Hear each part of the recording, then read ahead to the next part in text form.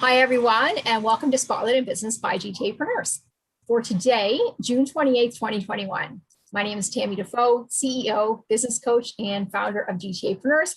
And I'm so happy to have with me today Chris Campbell, a performance coach, and one of my clients. I'm so happy to say this man is amazing. I am so impressed with what he does after knowing him for just a short period of time, and I want you all to meet him. So thanks for coming today, Chris. How are you?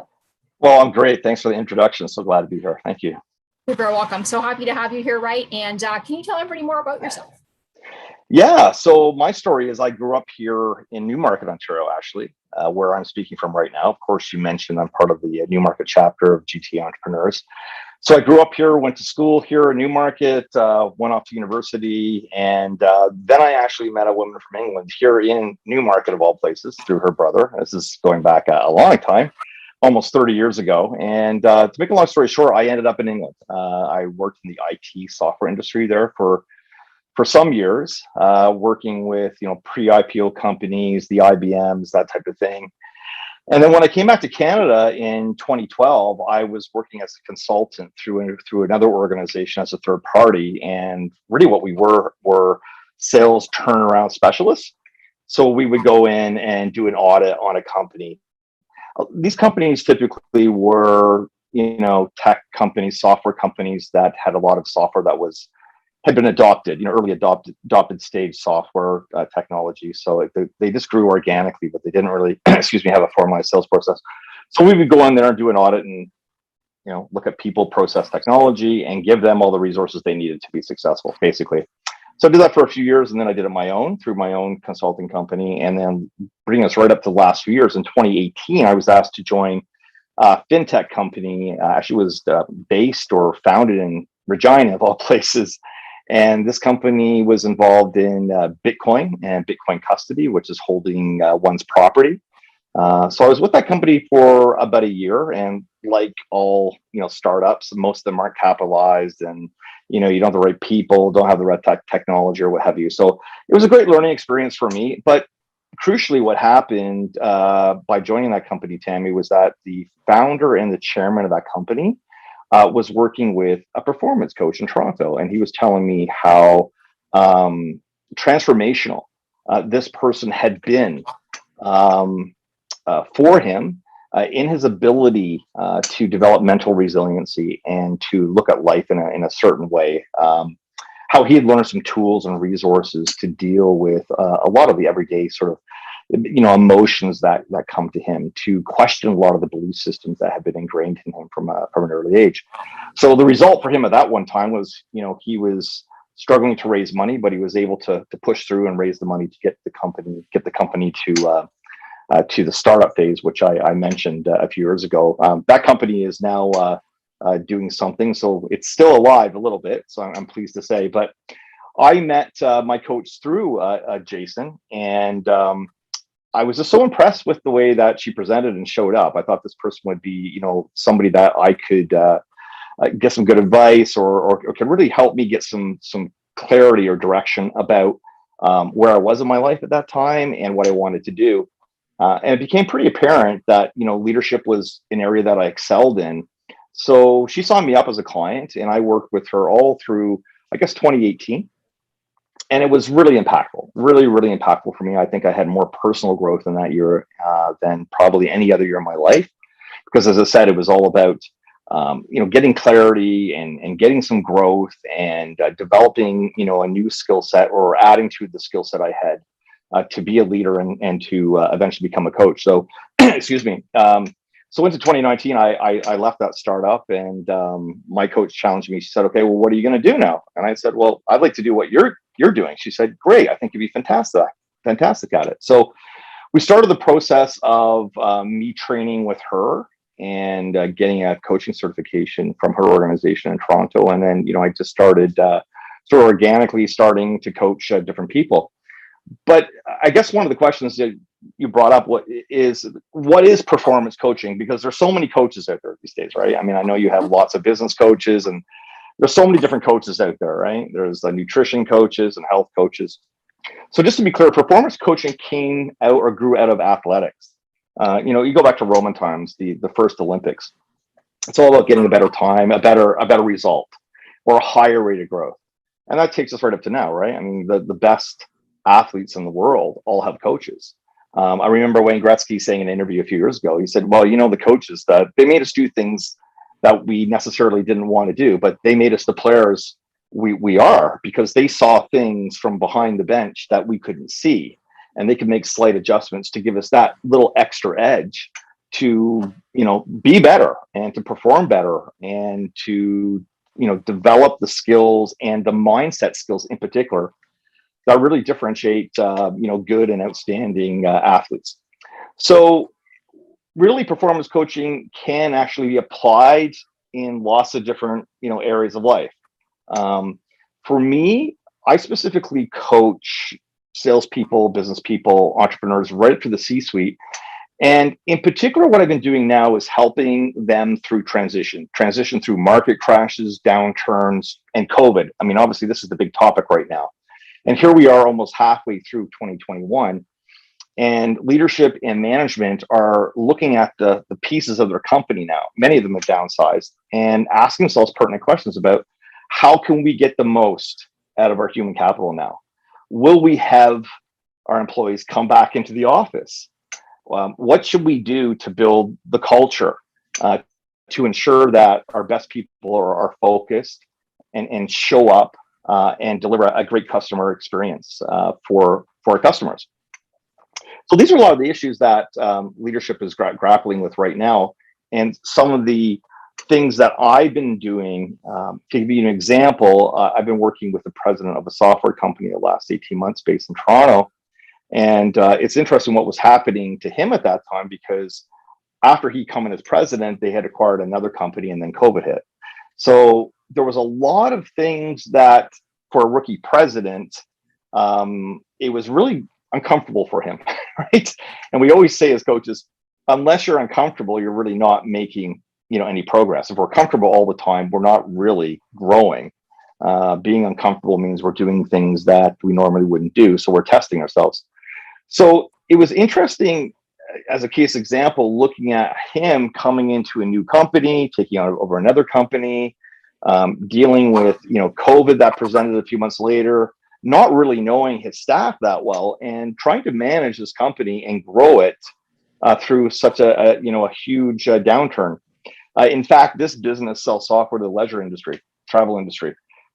So it was going to be a mighty big task for them to, to even maybe survive. But he's come through that. And the things that I was teaching him, again, I wasn't there to be a business coach, although I've got a strong business background and sales background. I was really teaching him as a leader how to process emotion, how to look at limiting beliefs that have been ingrained in his psyche from a very young age, how we show up, but how sometimes we don't need to react to certain things, right?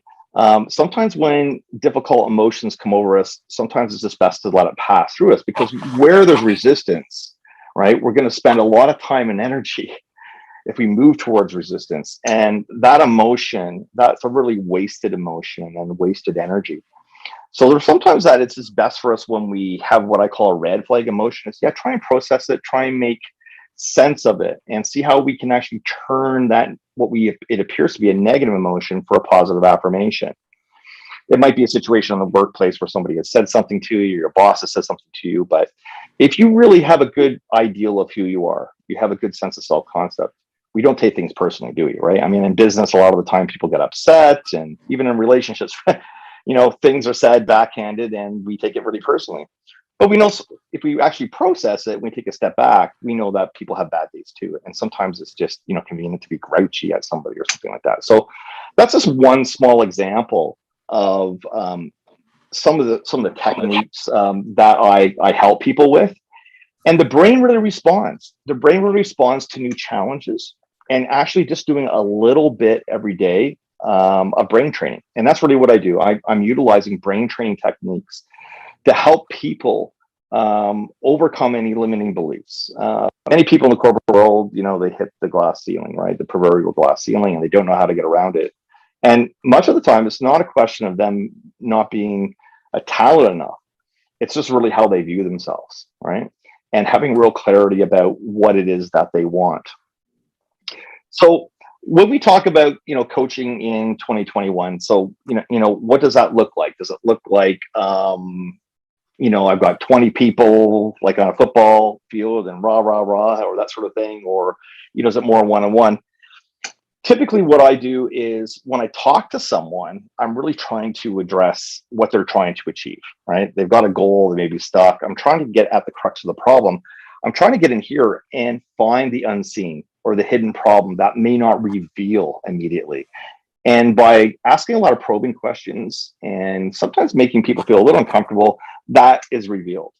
And a lot of us are very, we're very closed because I think that's how we're conditioned, that we don't want to expose who we truly are. We don't want to become vulnerable. We don't want to be hurt. We don't want to let people, know our inner fears or our dark secrets. So it's really important for me, particularly at the beginning, is to build trust and a good rapport with the person I'm going to be working with, so they feel that they can open up and be honest with me about really what is troubling them, and why they're frustrated, moving forward. So that gives you a little taste of what I'm doing. Again, back to some people I've been dealing with. Everybody I've been dealing with typically is trying to grow the revenue, right? A salesperson, a business person, an entrepreneur, a president of a software company. There's been a few people that are also very, they're high achievers, but as high achievers, we're seeking perfection. We hit a wall, we come back down again, and we just, go around in circles. I'm emphasizing with all of these people who are high achievers that we need to focus on progress, not perfection, because perfection shows up in a way that just causes a lot of resistance, and we hit a brick wall and we can never get through it. So how do we actually move from what I would say being a high achiever to be a peak performer? And peak performers are really, like the 1%, the 2%, like, let's say the Wayne Gretzky's of the world, or superstars in business, like the Elon Musk. What do they do differently than, still high achieving people, but what do they do differently? And when we actually really focus on exactly what we want and eliminate all the distraction, we move into flow. And what is flow? Flow is actually putting together all of our best practices, right? I mean, very in touch with all our values, our emotions, our passions, the things that we want to do. So when we start working and we feel that we're doing our best work, it's just like a musician, right? I'll give you an example. I have a friend who's an incredibly talented music producer. He's a great musician. He plays like every instrument. He's work with musicians in every genre. When he gets into the studio and if he feels that he's being really highly creative, he doesn't want to stop. He just shuts everything out. He turns his phone off. You can't get in touch with him. Sometimes he sleeps on the couch in the studio and he'll just go all through the night because he's got this momentum. He's got this feeling that he's doing his greatest work, right? And he's done great work because, he's worked with great musicians like Leona Boy, Great Big Sea, Charlotte Church, the rock bands and what have you. So I think it's the same even for us as business people, because, we're in GTApreneurs, we're talking about, entrepreneurs, salespeople, business people. When we actually are really focused on the value that we bring to people, when we're really energetically aligned to that, then we show up in a different way. An example is, Tammy, we just sort of collided on the internet probably 6 months ago. I don't even know where I found you. Maybe it was on Facebook or something, right? But we just did a call and we started talking and there was a bit of energy there, right? And then you told me about the New Market Group and the opportunity to actually, during COVID, through Zoom, to talk to other like-minded people and to go in service and assist other people are sort of the things that really get me excited about what I do. Coming in service, just like I'm sure that, you're coming in service, helping and assisting entrepreneurs right through the GTA, because we wouldn't be having a lot of these networking calls. We wouldn't have a lot of these opportunities without what you're doing right now, which is unique compared to maybe BNI and a whole bunch of other people, right? So this is what I help people with, is get the real clarity and move away from the distraction, because we don't know many people at the top of the industry that are spending time doing lots of other things, do we? I mean, the top captains of industries are CEOs. The best hockey players are hockey players, right? And sometimes I come across people in sales and business people that they're dabbling a little bit in this and they're dabbling a little bit of that, and they got their foot in maybe an MLM or something like that. That's fine. But I think the proof shows that to get into flow and to do our best work, we have to be really, really energetically aligned to that one thing and be known as a trusted advisor, and outstanding in that area. And when we show up as that person, what happens? Well, we attract a certain type of person to our person. People are attracted to you because you show up and you speak authoritatively and confidently about what you do. And I like to think that's what I do also. So when people, ask me, what do you do? What type of coaching do you do? I just said, well, I just do performance coaching. And then they say, well, what is that? And then I can, define it for them. But I'm not a performance coach and an author and a speaker. And, I look at some of these profiles just recently on Clubhouse, which is a great platform, by the way, for entrepreneurs to go. And again, not to go with any specific outcome in mind to sell, but to show up as an authoritative figure. And, maybe you'll find some contacts that way. But I look at some of these profiles and some of these people, some of them have been very successful, but I'm not sure really what they do. They're sort of gurus, they do a bit of, they're an author, they're a speaker, they're a coach, they're this and that. And to me, it's sort of hard to really understand where the true value is. So, back to that point, when people ask me what I do and I say, well, I'm a coach, that's it. I really want to be excellent at what I do in coaching because I'm coming in service first and foremost, and helping people. Yeah. And, something that caught my attention while you were talking was that, entrepreneurs, great, you're helping those, but it's not just entrepreneurs, right? Like if there's someone who's working in a company and they've been wanting to move up, like you said, they're hitting some glass ceiling. Yeah. Right. You can help them get to the. Yeah. Yeah. And that's an interesting point. I think it's true. I mean, there is that glass ceiling. There's, in big companies, there's tons of middle management, right? There's lots of vice presidents, right? And a lot of this is title. It's a bit of ego stroking. I think I've been in companies before where I think people have been as promoted due at a loyalty. They give them the VP title or whatever. I don't know. But this is true.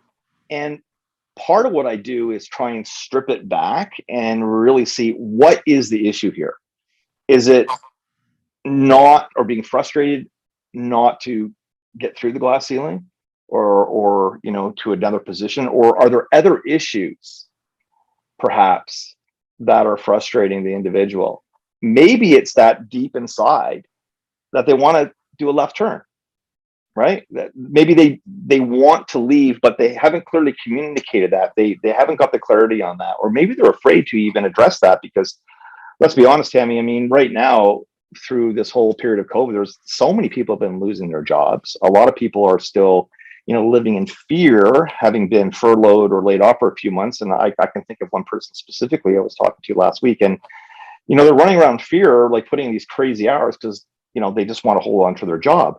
But right now, I think there's a lot of people who are taking a step back and reevaluating their lives in its entirety. They're at home, they're with the kids, they're with their wives and husbands. Maybe they're enjoying that. Maybe they're enjoying this type of or new type of work-life balance, and they don't want to do the commute into Toronto, every day. And maybe this is showing up for them now. Maybe they're getting clarity because of this disruption that, if I could stay home and work from home and earn a little bit less, would that be okay? Would that improve my overall quality of life and the way I show up, for others around me? And certainly that's some of the conversations that I've been having with people. And I know that, lots of people are thinking about right now.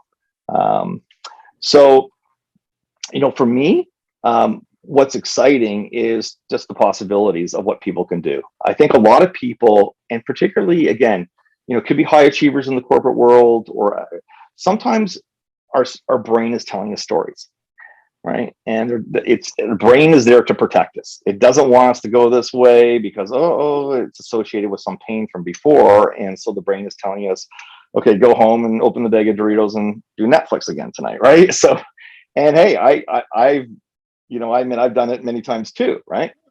But the coaching process really helps peel that back and push the individual, once we have a real clarity, into that area of curiosity where they want to go. Yeah. So right now, I take myself as an example. I mean, maybe even 6 months ago, I didn't see myself maybe coaching some of the people I am right now. I didn't see myself being coached by one or two people that sort of just came into my life about 3 months ago unexpectedly, but I felt a real gravitational pull towards them, a real alignment of energy and values. Excuse me. Oh God, it always happens. That's the phone. I'm sorry about that. Yeah. So what I say, what's exciting is to be open and available for what may show up in your experience, right? And I really encourage my clients and their people is just be really open and available to different possibilities, because things do show up unexpectedly.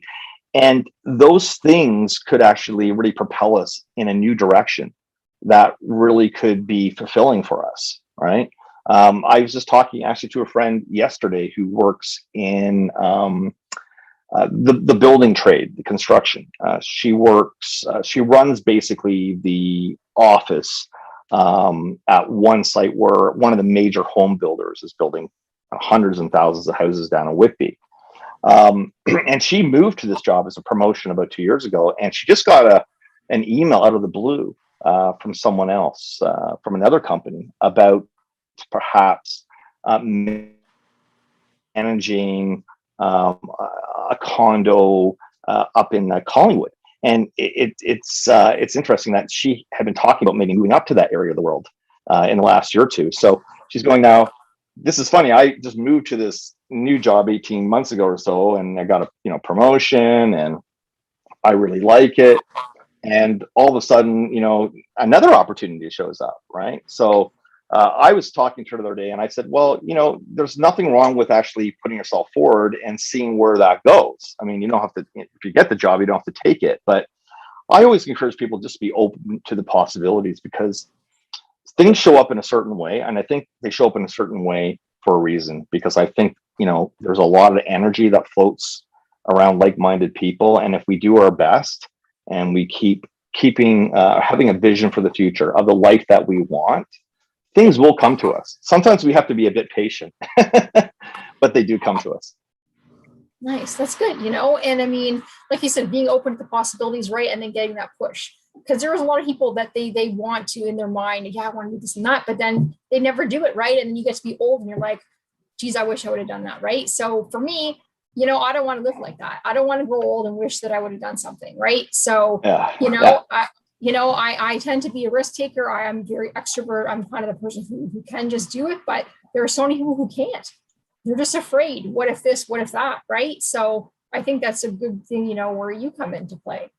Yeah. Excellent point. And just to build on that, I mean, I think society keeps us in fear just because of the media, and social media, I think, paints a picture of, how we have to look, how we have to be. And it's totally unrealistic. No one can ever live up to that expectation. No one can be perfect. And I think that, again, by doing some inner work and really having a strong self-concept, then, we're not going to be distracted by things like that. But I think today, the media, there is so much tension and anxiety because of COVID. We see it 24-hour news. I turn on the local news station in Toronto, and it's either COVID, car crash, murder, or fire.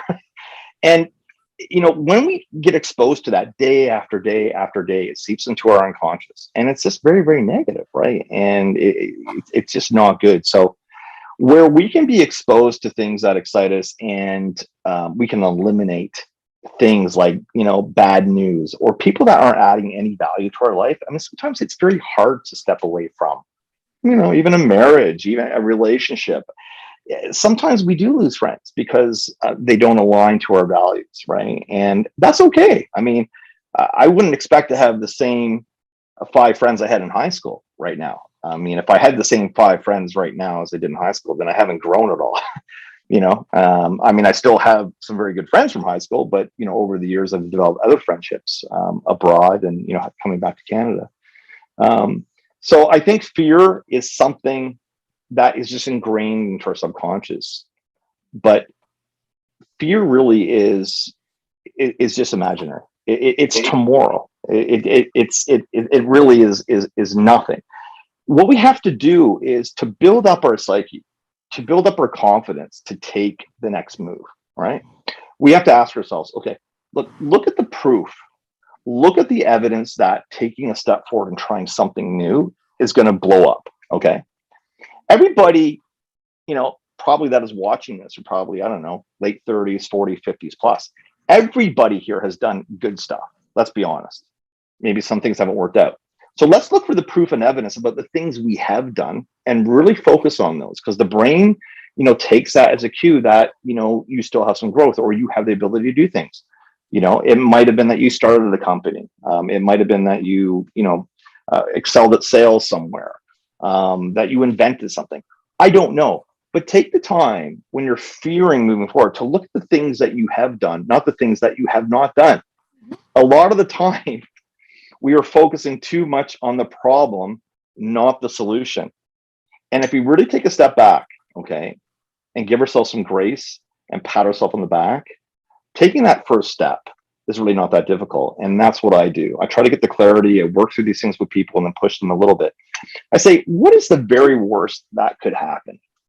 What is the very worst that happen if you had a goal or you went for a job or, you really wanted to get involved? What's the worst that could happen?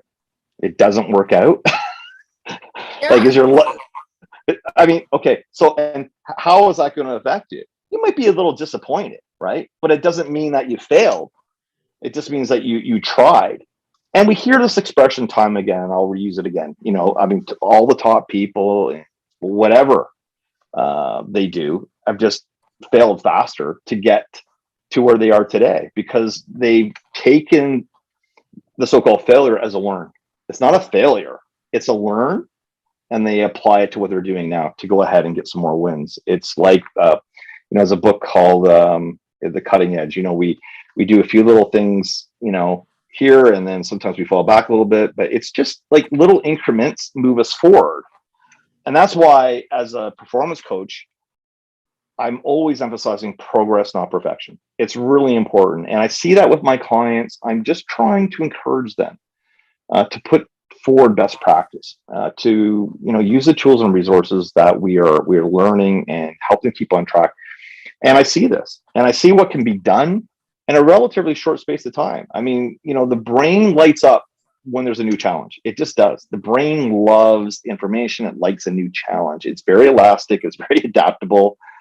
We talked about all these incredible, chemicals that just light up because of a new experience. And it loves new experiences. So if we have a clear vision of the future, if we get really clear about what we want, we keep focused on that, and we keep doing a little bit every day, every week, then the brain is expecting that level of success. It just is. And that's really where it's going. But just beware, the brain is telling us stories all the time. It sabotages us. It doesn't want us to go somewhere unfamiliar because it's associating it with pain. But we need to dispel those. And we can dispel them based on our life history and what we've done before. Hey, you know what? We tried things before. It didn't work out. We tried a sport because our friends were doing it. It didn't work out. We did something else. I tried one career, but it only worked for a few years. That's okay. I think you've talked about this, Tammy, about, cumulatively, you have like a 30, plus year career having done lots of different things, but those things cumulatively had led you to starting GTApreneurs, right? You've had lots of different life experience and skills that you can bring to the table. And if you had not gone through those experiences, maybe you wouldn't have had the foundation and the confidence to step forward leading this organization. Absolutely. Yeah. Like I said, my experience in the food and beverage industry, the fitness industry, the financial industry. Yeah. So absolutely. Right. You said I did as a financial advisor for 2 years, but I just wasn't passionate enough about it in the end of the day. But if I didn't do that, I wouldn't be here, because that's when I started doing business networking events. Right. Yeah. You said a lot of great things, Chris, and something that I was actually a keynote speaker recently, and it was to Humber College students and stuff. And one thing the teacher pointed out to me afterwards is someone said, that they really they were happy about it because they've been told so many times that you can't do that. Right. And I told them, well, no, right? Yeah. So that's one thing that when you're working with people, that people don't realize that sometimes they don't do things because of the messages they've been getting their whole life. Oh, Whether it be from absolutely. their parents, right? Or their brothers or sisters, or sometimes people like they're good, but then they get into a certain romantic relationship and they keep hearing the same thing over time. And sometimes over time, there's some toxic people out there, right? And they slowly wear down your self-esteem in that, right? And then you don't even realize, you start believing it yourself. If you hear it enough, you start believing yourself, and you're right. Yeah, I couldn't really do that. No, that's too hard, Yeah. No, it's so true, and that's why, particularly right now, we need leaders to step up. The world is crying out for leaders, and again, some people. I mean, I've been very privileged that I had a family, and I've been exposed, and I've always tried to attach myself to people that have pushed themselves and have done great things, right? Because I think that you go further with good people around you, right? But I think if you can just think about yourself first, sometimes there are a lot of people that they're real givers, and I like to give too, but sometimes they don't give themselves enough credit, or they don't really take the time to think about what's good for them, and that may be even personal self-care. I mean, we know absolutely 100% that if we're focused on something too long, right, and then it's detrimental to the brain, right? I mean, we can't keep focusing on it forever. Studies show if we just take like even 1 or 2 minute breaks, just distracting ourselves, we can come back in much more fresh, right? But how many people, me included, have got caught up with a deadline of work, and oh boy, 3 hours have gone by, I haven't had a coffee, I haven't stopped, and the fear, which is driven from upstairs in the corporate culture, and the messages from outside about, well, things are rough out there. What is it telling us? It's again reaffirming, reiterating that if we don't work really hard, we're not going to have a job, or we're not going to be successful. Well, it's actually, all the studies show that the opposite is true. Having small incremental breaks and having a schedule that allows you to be aligned to your values and passions is incredibly important. I know you do a lot of walking tours, is that right? And things like that, what have you, which is great. You're outdoors and you're getting to know people. It's really, really important, because if you don't have time to re-energize and take delight in normal everyday things, it's really hard to come to work really bright and really on the ball, right? We want a level of excitement. We want things to look forward to. I mean, right now everybody's looking forward to traveling, I think, having not flown anywhere or been anywhere, right? So we got Canada Day coming up, and I don't know what's happening. I don't know how many things could be open here in Ontario, but everybody's got something to look forward to now. Where last year there was no way we were going to fly, but we see now that I think the holiday companies, the airlines are now starting to market a bit more. You're going to start some bookings, and these are things that really fire us up. We all deserve good things for the work we do. We all deserve a bit of a break once in a while, and I think it's really, really important that whatever your interest is, take a bit of time every week to do it, to keep connected to those passions, right? I think it's very important. Yeah.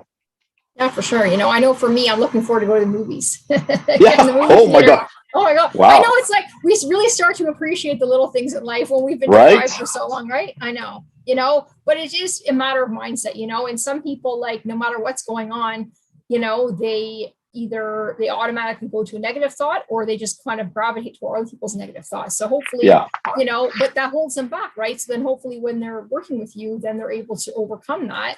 And, because there are a lot of people like, I don't know why all these people, they get to do what they want. They get to their goals, but I don't know why. I just can't. I'm just here, and they don't know what to do, so they just need that coach, someone who can take their hand and lead them step by step through the process, right? Because change can be difficult, right? And some people, change is like so scary, like, different personality types, right? Like they have, like there's some people who they like everything planned out in advance, and they're always early for everything. And they have That's not me. Okay. I'm not that kind of person, but these are the people who may potentially, maybe they take less risks. I don't know, but regardless of what your goal is, sometimes you need to have that coach who can walk you hand by hand. Some people know I was a personal trainer for 13 years, so I work with health and fitness and stuff like that, right? Right. Yeah. You can go on the internet and find all the exercises out there. You can put all the nutrition out there, but yet I have lots of clients.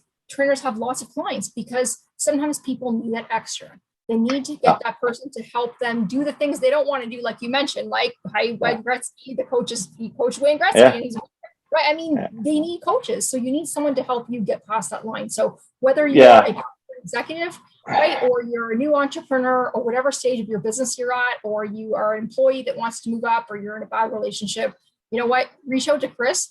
We're going to put his information with the video. And you know what? Just give him a call. Just ask him a few questions, just a complimentary call. But reach out to him because, this can mean the difference between finally getting that goal. Finally, you want to do it. Maybe you always said, I want to write a book, my life story, whatever it is, right? You haven't done it, right? You haven't done it. Well, you know what? Go see Chris because he's the person that can help you get there to finally reach those goals you want to do. So thank you so much, Chris, for coming on today. Thanks so much for having me. Look forward to talking to everyone again.